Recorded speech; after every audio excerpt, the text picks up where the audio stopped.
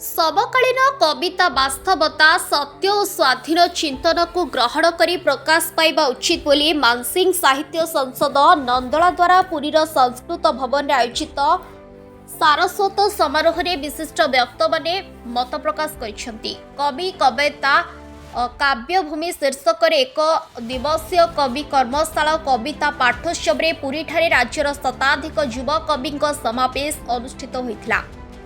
ए कार्यक्रम को उद्घाटन कर श्रीजुक्त चंद्रशेखर महांती युवा कवि को सत्यनिष्ठ भितर कविता लिखा आह्वान करिसेंति। विष्णु प्रसाद दले पौरोहित्य कार्यक्रम में मुख्य अतिथि डॉक्टर दिलीप कुमार स्वाई, चंडेश्वर महापात्र, प्रोफेसर सरोजिनी बराई, डॉक्टर लक्ष्मी नारायण दास, अध्यापक सत्यनारायण दलाई आदि वक्ता माने योगदान करी ओडिया काव्य परंपरा सहित समकालीन कवि माने परिचित होई कविता रचना क्षेत्र में निजस्व परिचय सृष्टि करबा पाई आह्वान दैछंती। निज परंपरा संस्कृति और मानवीय संघर्ष को कवितार रूप देले ताहा अधिक प्राणवंत होइथाय बोली वक्ता माने मत प्रकाश करिसेंती। ए कार्यक्रम में युवा कवि द्वारा कविता पठन कार्यक्रम अनुष्ठित होइथिला। कवि शिवानी जेना, प्रियंका प्रियदर्शिनी राय याकु संयोजना करिथिबा बेले काव्य अतिथि रूपे इंग मीनकेतन मिश्र, सन्यासी नायक कामदेव महाराणा, श्वेत राउत, देवराज जेना प्रमुख सुरक्षित कविता पाठ करने सहित समकालीन कविता संपर्क में निजस्व वक्तव्य प्रदान करथिले। मानसिंह साहित्य तरफ उदयमान लेखक भाव में गौरवप्रिया दास, शिवानी जेना, प्रियंका प्रियदर्शिनी राय, ऐश्वर्या मिश्र, चिन्मयी प्रधान, सीमा स्वाई, डॉक्टर नकुल साहू, तुलसीराम मेहेर, सौम्यरंजन मल्लिक, राजकिशोर नायक, समीर नायक को मानपत्र उत्तरीय सहित संबर्धना प्रदान करा जायथिला। संपादक ललित कुमार स्वाई संपूर्ण कार्यक्रम को संयोजना और परिचालना करथिबा समय प्रियदर्शिनी साहू, राधामोहन पूजाहारी, गगन प्रधान, मनोज बारिक, सुमंत स्वाई, कल्याण स्वाई आदि सहयोग करथिले। मानसिंह कविता संसद प्रतिवर्ष ग्रीष्म अवस्था पुरी ठारे युवा लेखक सम्मेलन में समस्त दायित्व प्रतिपादन करिबो बोली संपादक ललित कुमार स्वाई घोषणा करथिले।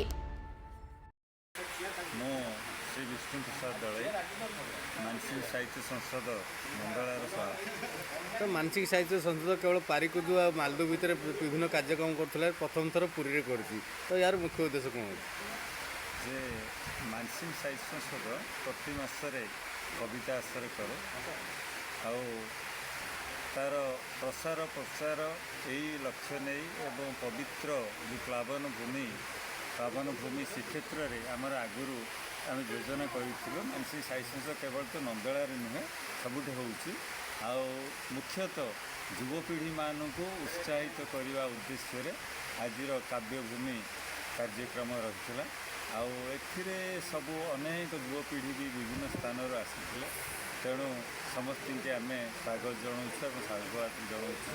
प्राय शताधिक कवि कवयित्री कविता पाठ कर आज कार्यक्रम एत सुंदर भाव है श्रेय क्या देवे?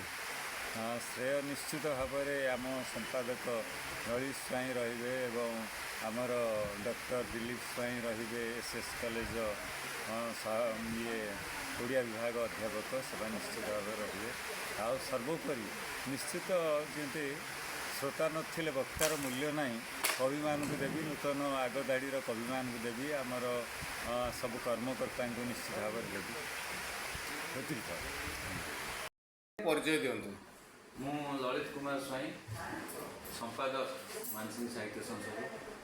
तो ये मानसिक साहित्य संसद आज जो वार्षिकोत्सव पालन कराऊँच महाआडम्बर पुरी रे प्रथम थर कराऊँच तो कौन अच्छी मुख्य उद्देश्य एरा वार्षिक उत्सव यह कवि कविता और काव्यभूमि मुख्य उद्देश्य है उत्तर आधुनिक काव्यधारा संपर्क में युवपीढ़ी मान सूचना देवा नुआ नुआ कविता लिखा उत्साहित करवा एवं युव साहित्यिक मान संबर्धना दे प्रोत्साहन देवा मुख्य उद्देश्य। तो आज देखा मिलला जे बर्तमान जिते पुरी जिते साहित्य आश्रय होची तो समस्त पुराणा लोक देखा मिले किंतु आपणकर आज कार्यक्रम माने बहुत कम बयसर पिला 19 ରୁ 25 वर्षर पिला माने बहुत निज निजर कविता आश्रय भाग नहीं बहुत प्रोत्साहन दिया कौन कहे। मानसिक साहित्य संसद सब चेष्टा करे नुआ नुआ कवि सृष्टि करने जार प्रतिफलन आज देखा मिलूँ पाखापाखि 200 ରୁ ऊर्ध्व आमर नुआ कवि सृष्टि है ଆମେ ସବୁବେଳେ ଚେଷ୍ଟା କରୁ ଓଡ଼ିଆ ସାହିତ୍ୟକୁ ଯୁବପିଢ଼ିକୁ ଦେବା, ନୂଆ ନୂଆ କବିଙ୍କୁ ତିଆରି କରି ଦେବା ପାଇଁ। ଆଜିକାଲି ଯୁବ ପ୍ରତିଭା କାଗଜ କଲମ ଛାଡ଼ି ମୋବାଇଲରେ ବ୍ୟସ୍ତ, ତ ମୋବାଇଲରେ କିଭଳି ଆସୁଛି କାବ୍ୟ କବିତା ଏବଂ କାଗଜ ମୋବାଇଲ ଜଗତୀକରଣର ଏହା ଗୋଟେ ପ୍ରଭାବ। ମୋବାଇଲରେ କବିତା ଗୁଡ଼ାକ ଆସିବା ଫଳରେ ଆମ କବିତା ଗୁଡ଼ାକ ବହୁତ ଲୋକଙ୍କ ପାଖରେ ପହଞ୍ଚି ପାରୁଛି, ଆମେ ରେକ୍ଟିଫାଇ କରିପାରୁଛେ କବିତା ଗୁଡ଼ାକ, ଭଲ କବିତା ବି ହେଉଛି। ତ ଖାଣ୍ଟି ଓଡ଼ିଆରେ କହିବାକୁ ଗଲେ ଆଉ ଶୁଣିବାକୁ ମିଳୁନି। ମୁଁ ଡକ୍ଟର ଦିଲ୍ଲୀପ କୁମାର ସ୍ୱାଇଁ, ଓଡ଼ିଆ ବିଭାଗର ମୁଖ୍ୟ ଅଛି ସାମନ୍ତ ଚନ୍ଦ୍ରଶେଖର ସୁବିଶେଷ ମହାଦେବ। ତ ଆଜି ଯେଉଁ ମାନସିଂ ସାହିତ୍ୟ ସଂସଦ ପକ୍ଷରୁ ଆଜି ଯେଉଁ କାର୍ଯ୍ୟକ୍ରମ କରୁଥିଲା ଯୁବ ପ୍ରତିଭାମାନଙ୍କୁ ସମ୍ମାନିତ କରାଗଲା ଏବଂ ଗୋଟେ କବିତା ଆସର ଏବଂ କାବ୍ୟଭୂମି କାର୍ଯ୍ୟକ୍ରମ ଚାଲିଥିଲା, କ'ଣ କହିବେ ତାପରେ? ମାନସିଂ ସାହିତ୍ୟ ସଂସଦ ପ୍ରତିବର୍ଷ 2-3ଟି ସାହିତ୍ୟ ସଂସଦ ମଙ୍ଗଳାରେ କରନ୍ତି ମାନସିଂଙ୍କ ଜନ୍ମପୀଠ, କିନ୍ତୁ ଇଏ ଗୋଟେ ଅଭିନବ ପ୍ରୟାସ ହେଲା, ସେମାନେ ପୁରୀରେ କଲେ ଏବଂ ଗ୍ରୀଷ୍ମ ଅବକାଶ ଆରମ୍ଭ ହେବାକୁ ଯାଉଛି। ଏଠି ଅନେକ ତରୁଣ କବିମାନେ ଆସିଲେ, ଯେଉଁମାନେ କି କବିତା ପଢ଼ିଲେ ସେ କବିତାରୁ ଆମେ ସମକାଳୀନ କବିତାର ସ୍ୱର ବିଷୟରେ ଜାଣିଲେ ଏବଂ ଏଇଟା ପ୍ରକୃତରେ ଗୋଟେ କାର୍ଯ୍ୟକ୍ରମ ଥିଲା ସମକାଳୀନ କବିମାନଙ୍କୁ ଉତ୍ସାହିତ କରିବା ପାଇଁ। ସେଥିପାଇଁ କବି କବିତା ଓ ତା'ର କାବ୍ୟଭୂମି ବିଷୟରେ ଗୋଟେ ଆଲୋଚନା ଚକ୍ର ଥିଲା।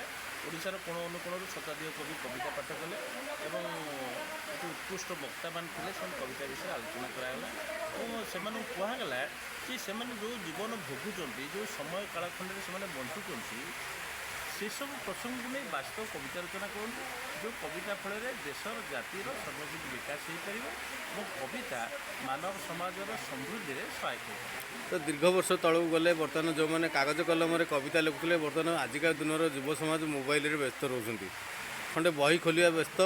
ତେଣୁ ମୋବାଇଲରେ ଯେଉଁ ବ୍ୟସ୍ତ ରହୁଛନ୍ତି ସେମାନଙ୍କୁ କିଭଳି ଆହ୍ୱାନ କରିବେ କବିତା ପ୍ରତି ଆଗ୍ରହ କରିବା ପାଇଁ?